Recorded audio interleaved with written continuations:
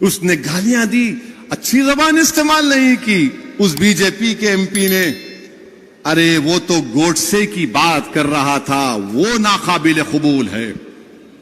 ہم تو روز سن رہے ہیں نا ان کو گالی. میں جانتا ہوں میری عمر 8-9 سال یا 10 سال کی تھی. ہمارا گھر حیدر گڑے میں تھا، پرانا گھر. وہاں پر ہر کوئی آر ایس ایس کے لوگ جب کوئی جلوس ہوتا تو ہمارے گھر کے پاس آ کر پکارتے صلاح الدین اویسی قبرستان یا پاکستان. میں اور اکبر، ہمارے ایک تایا وحید بھائی جو بڑے طاقتور تھے، ان کے ساتھ بیٹھتے تھے. وحید بھائی لکڑی لے کے بھاگتے، یہ 25-30 فیٹ چھوڑ کے بھاگتے. ہم سنے، میں سنا ہوں میرے کانوں سے. آج میرا بیٹا سن رہا ہے یہ. میں یہ سمجھا کہ شاید میری زندگی میں ختم ہو جائے گا، مگر میری اولاد سنے گی، آپ سنیں گے، بچے سن رہے ہیں. یاد رکھو میری اس بات کو.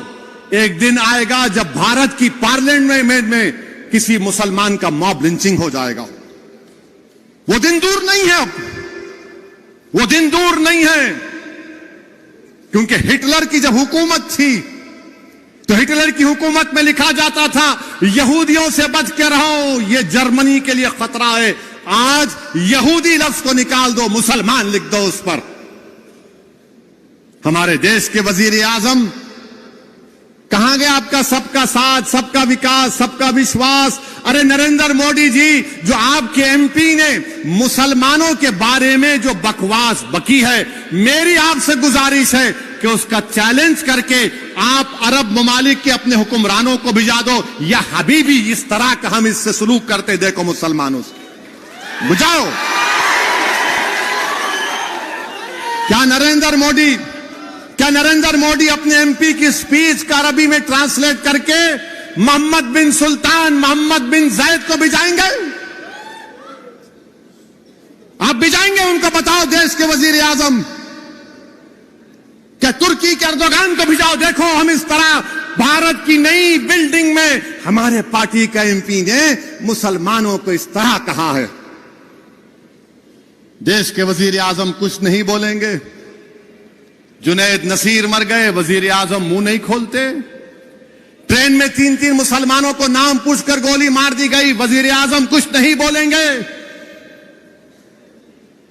پیٹا جا رہا ہے، ستارہ میں مارا گیا، کچھ نہیں. ارے ستارہ میں تو جو بچہ شہید ہوا، ارے دیویندر فڈنویس تمہارے آدمی نے جلوس کو نکالا تھا. تم ہوم منسٹر رہ کر تمہارا آدمی ستارہ کی مسجد میں گھستا ہے ماپ کو لے کر.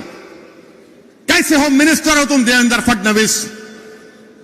مگر ہمارے وزیر اعظم نے اس ملک میں ایک ماحول کو پیدا کر دیا کہ نفرت کرو اور راج کرو، نفرت کرو ووٹ حاصل کرو، نفرت کرو ستہ حاصل کرو.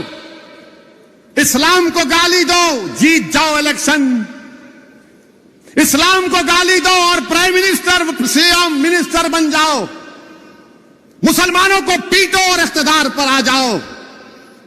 ارے کب تک چلے گا نفرت؟ یہ یاد رکھو، یہ نفرت ختم اگر نہیں ہوا، یہ جو آگ لگا رہے نفرت کی آگ، یاد رکھو یہ نفرت کی آگ میں سب آ جائیں گے. ہم مرنے سے کبھی نہیں ڈرے، نہ کبھی ڈریں گے انشاءاللہ تعالی.